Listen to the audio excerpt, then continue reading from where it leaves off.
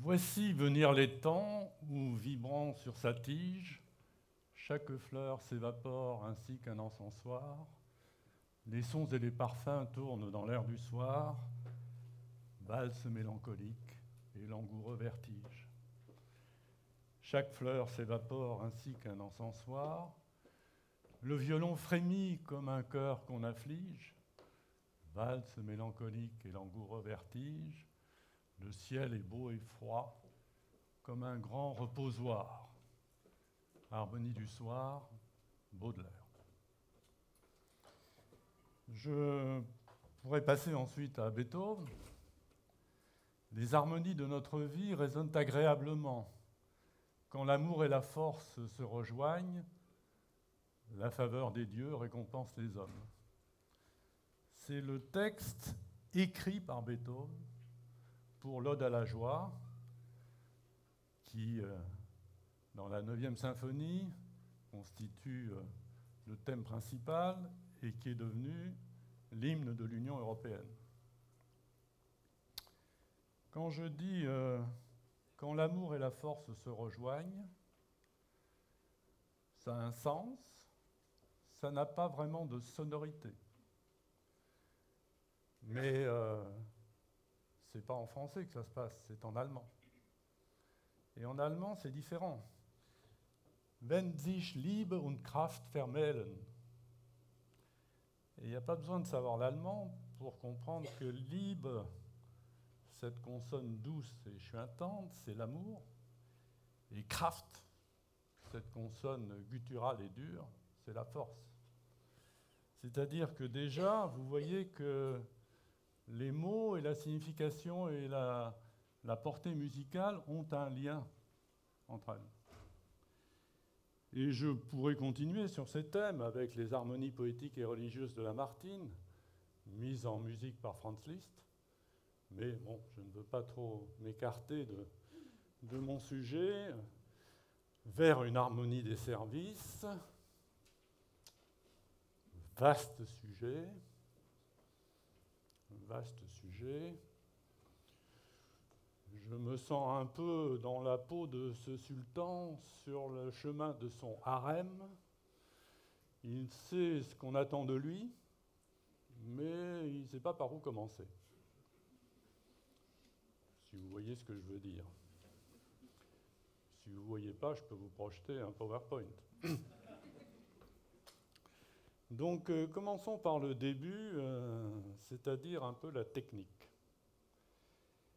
Si je vous chante au clair de la lune, mon ami Pierrot, au clair de la lune, mon ami Pierrot, donc j'ai une seule bouche, dont il ne sort qu'un seul son à la fois, et c'est la mélodie. Bon. Si je vous la joue au piano, là j'ai deux mains, donc la main droite va jouer do, do, do, ré, mi, ré, do. Et la main gauche, elle va jouer des notes qui vont avec. Donc do, do, do, ré, mi. Avec le do, elle va jouer l'accord parfait, do, mi, sol. On est en do majeur. Donc do, mi, sol, do, do, do, ré, mi, ré, do, mi, ré, do. Si maintenant je fais la même chose en orchestre, sur ma partition d'orchestre qui s'appelle le conducteur, j'ai une quinzaine de lignes qui correspondent à la quinzaine d'instruments. Donc j'ai la flûte, le hautbois, la clarinette, le basson, le cor, la trompette, le trombone, éventuellement la harpe, les timbales, les premiers violons, les seconds violons, les altos, les violoncelles et les contrebasses. Et il va y avoir, par exemple, la clarinette qui va jouer la mélodie, do, do, do, ré, mi, ré, do. Et cette fois-ci, j'ai non plus deux mains, mais j'ai 15 instruments et qui vont jouer des notes correspondant à l'harmonie de la mélodie. Donc, il y en a qui vont jouer sol, do, do, mi, d'autres mi, sol, do, d'autres do, mi, sol. On est dans l'accord parfait. Et donc, vous voyez une première caractéristique, c'est que la mélodie est horizontale et l'harmonie est verticale.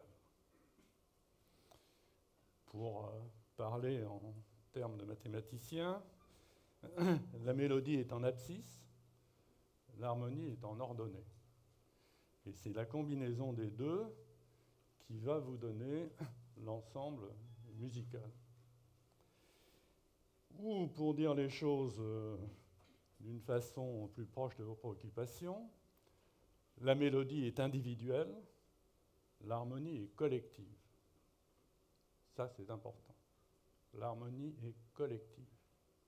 Ce n'est pas un instrument, ce n'est pas un acteur, c'est l'ensemble des participants qui sont dans l'harmonie, même s'ils ne sont pas dans la mélodie. Ça, c'est le premier point. Le deuxième point, c'est que si, au lieu de vous jouer au clair de la lune, je vous joue une valse de Chopin qui commence par un Do aussi.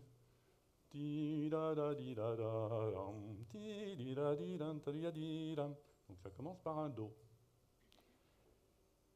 Donc vous entendez le Do et vous ne savez pas ce qui va suivre.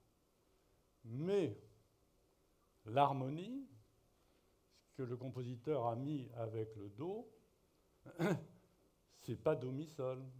On n'est plus en Do majeur. Ça va être Fa, La bémol, Do. Et donc, vous ne connaissez encore pas ce qui va suivre de la mélodie, que l'harmonie vous laisse déjà préfigurer ce qui va suivre.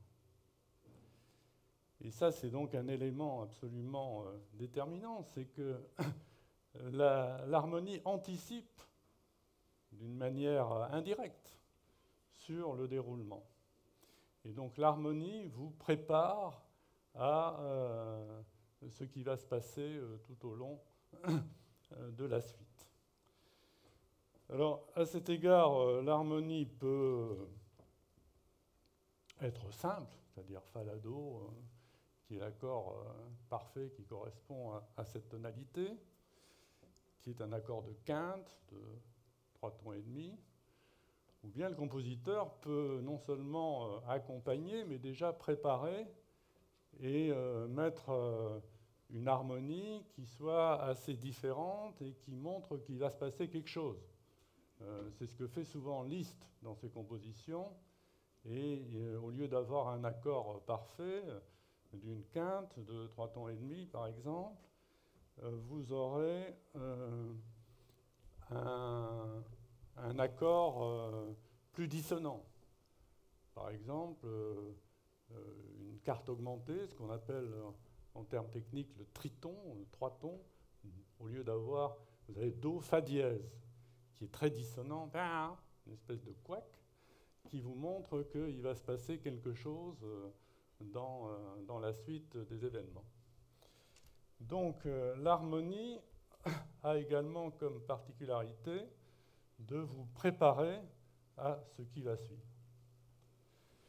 Et par conséquent, l'orchestre qui est dans l'harmonie a pour mission de vous préparer et d'une certaine manière de vous faire adhérer à la suite.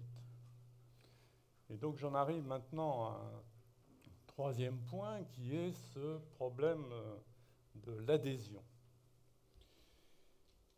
Alors comment expliquer cela? Je vais faire une petite parenthèse à ce sujet, sur des comparaisons avec la vie au travail et la vie musicale.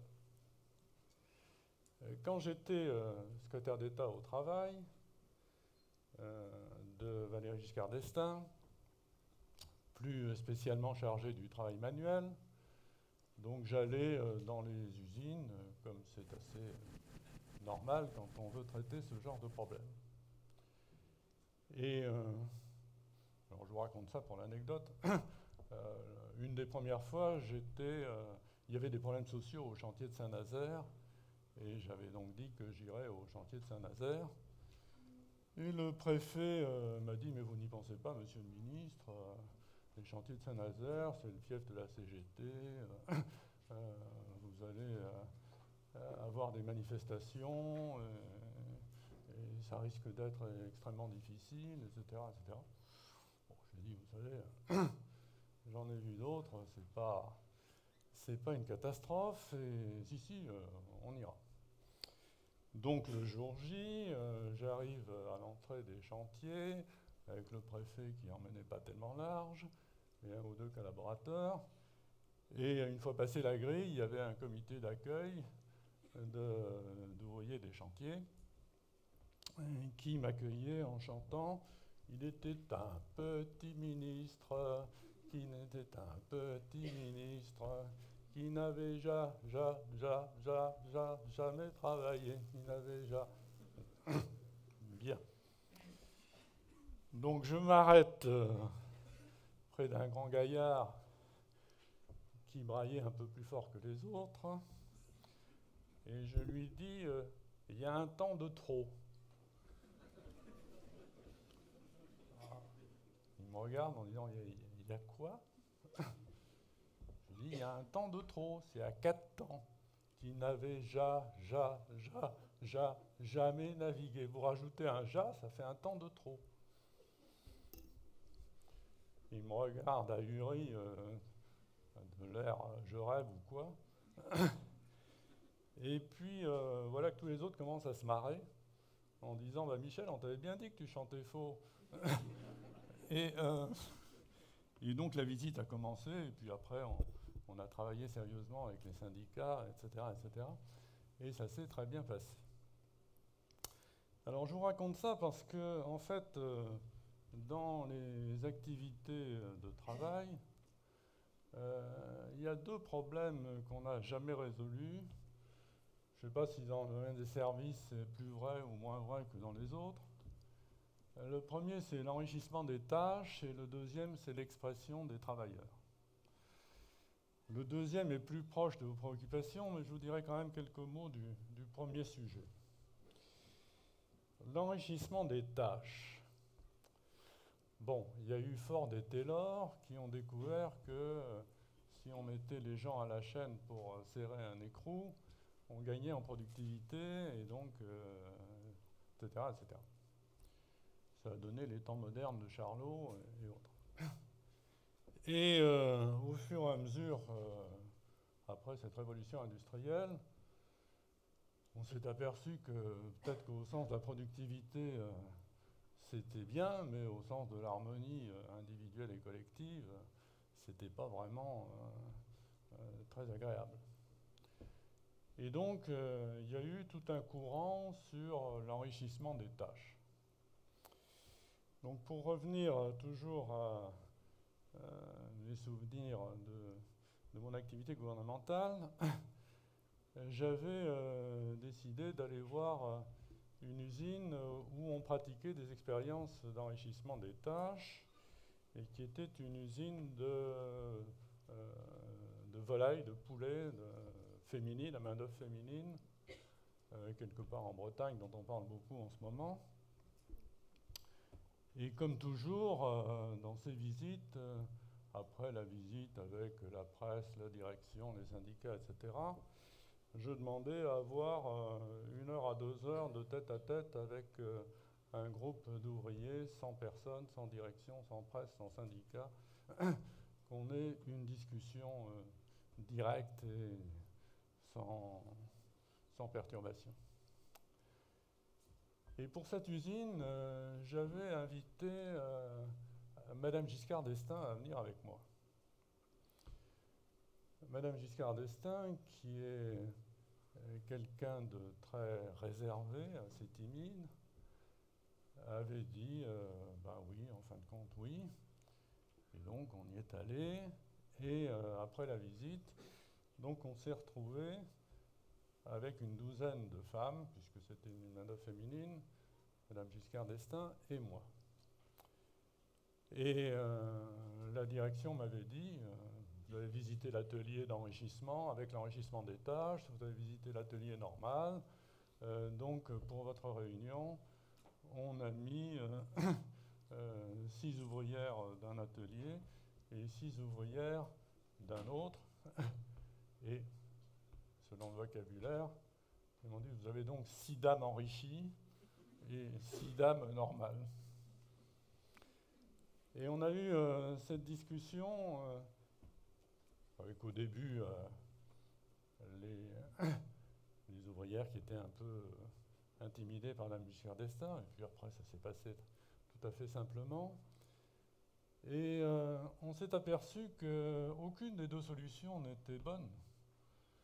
Ou plus exactement qu'elle était bonne pour certaines, mais pas bonne pour toutes. Alors, les dames enrichies, comme il disait, elles disaient oui, oui, effectivement, c'est beaucoup plus intéressant que de voir passer une chaîne de poulet où on met une étiquette ou je sais pas quoi. Mais c'est fatigant, faire toute la préparation, etc., etc. Et les dames non enrichies, dans l'atelier à la chaîne, disaient oui, évidemment, c'est fastidieux et puis c'est stupide, mais comme c'est stupide, je n'ai pas à réfléchir, et donc je peux penser à ce que je vais faire comme course en sortant, au dîner du soir, aux problèmes des enfants, etc. Et donc, il y en a qui étaient très contentes d'avoir une tâche enrichie, et d'autres qui étaient très contentes d'avoir une tâche normale. Et ça m'amène à une réflexion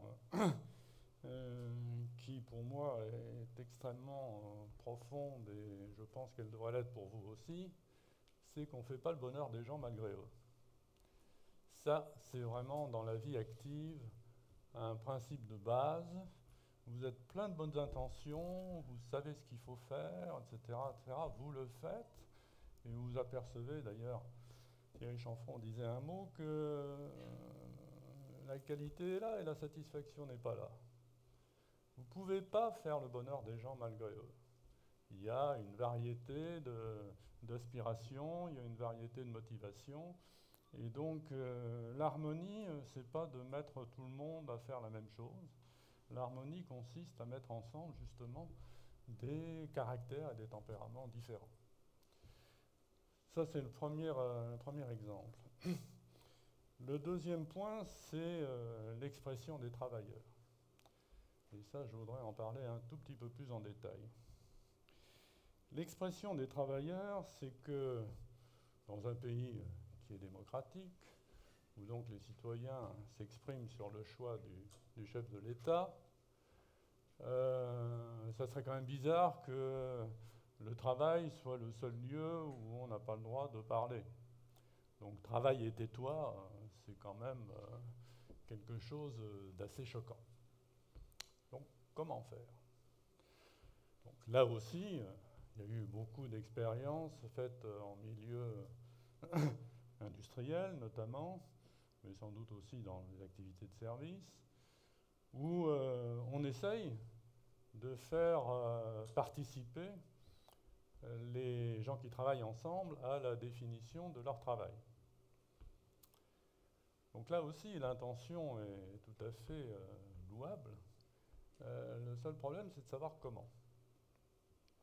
Alors je me souviens, j'avais été dans une usine où ils avaient mis en place le système d'expression des travailleurs, donc 1 heure par mois, sur l'horaire de travail. Tout le personnel d'un atelier se réunissait autour du chef d'atelier pour discuter. Donc le chef d'atelier me disait, oh, vous savez, c'est pas facile, hein, c'est pas facile. Hein. À la première réunion, bon, j'ai réuni mes 25 compagnons de travail. Je leur ai dit, bon, on a décidé que vous avez sûrement des idées sur ce qui va pas, sur ce qui pourrait aller mieux, et comment travailler ensemble, etc., etc. Et donc, on va faire maintenant régulièrement une séance de discussion en commun, et qui veut s'exprimer? Silence général. Donc le chef d'atelier dit, oh, bah, quand même, vous avez sûrement des choses à dire. Depuis le temps que vous travaillez ici, c'est évident que vous avez une opinion sur ce qui va pas, sur ce qu'on pourrait faire, etc., etc. Bon, au bout de 2 ou 3 essais, il y a une main qui se lève timidement et un gars qui dit écoutez, dans les vestiaires, il y a un carreau de cassé, et alors avec les courants d'air en hiver, c'est pas agréable. Bon. Alors, le chef d'atelier me dit vous vous rendez compte, faire une réunion d'atelier pour entendre ça, vraiment, on se demande à quoi ça sert ce truc-là. Alors, là, c'est pas compliqué. Le mois d'après, ou bien le carreau est réparé et on commence à causer, ou le carreau n'est pas réparé et c'est pas la peine de continuer. Et ça, c'est fondamental. Je le transpose dans le domaine musical. Donc, comme le disait Thierry Chanfraud, j'ai essayé d'avoir une carrière avec 2 métiers, ce qui n'est pas toujours facile dans un pays comme la France. Donc l'économie et la politique, et puis la musique, où j'ai créé il y a 20 ans l'Orchestre romantique européen, après avoir fait des études en piano et direction d'orchestre, et j'ai repris la direction d'orchestre. J'ai donc constitué l'orchestre, et non seulement j'allais régulièrement au concert, bien entendu, mais j'allais assez souvent aux répétitions quand je pouvais, de l'Orchestre de Paris et autres orchestres. Et ce qui m'avait toujours frappé,